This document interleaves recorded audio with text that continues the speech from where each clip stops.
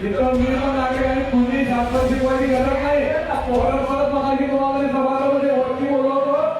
जिथं 3-3 पिढ्या आम्ही काम केलंय, कुठं बाहेरच्या जिल्ह्यात राज्य करत आहे, या माध्यमाची जन्माला इथं जाणार आहे.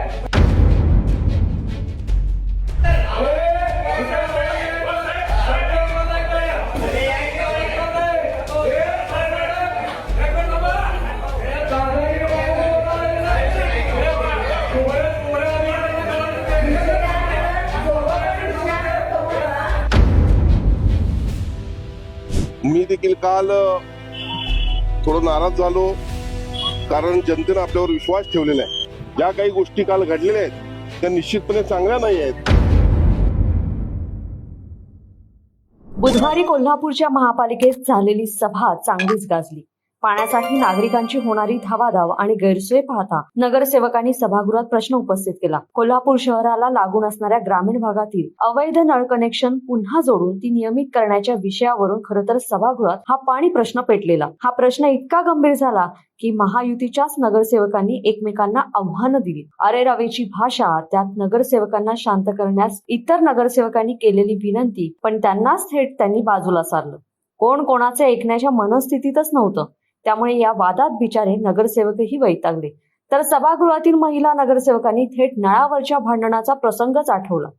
राष्ट्रवादी काँग्रेसचे गटनेते आदिल फरास यांनी कोणी शहाण्याने सांगण्याची गरज नाही, दादागिरीत चालणार नाही, खाली चौकात ये, असं चक्क सभागृहात शड्डू ठोकत देशमुख यांना आव्हान दिलं. यावर शिवसेनेचे गटनेते शारंगधर देशमुख, आम्हालाही कोणी शहाणपण शिकवू नये, असा पलटवार केला. हा सगळा गोंधळ पाहून महापौर रुपाराणी निकम यांनी हे झोपडपट्टीतील भांडण्याचे ठिकाण नाही तर सभागृह आहे याचं सदस्यांनी भान ठेवावं, अशा कडक शब्दात नगरसेवकांना सुनावलं.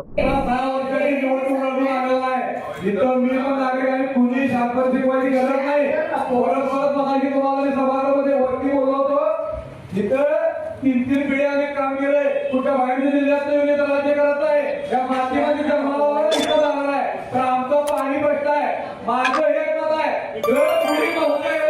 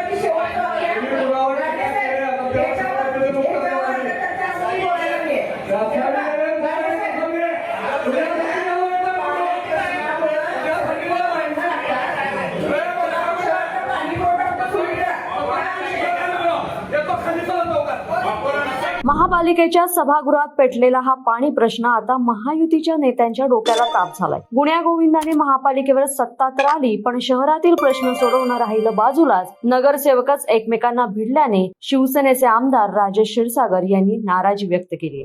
मी देखील काल थोडं नाराज झालो, कारण जनतेने आपल्यावर विश्वास ठेवलेला आहे. मी अधिवेशनात असल्यामुळे माझी काल कोणाशी चर्चा झाली नाही, पण येताना मी सर्वांशी बोललो की अशा पद्धतीनं करवीरवासियांची निराशा करून आपल्याला चालणार नाही आहे.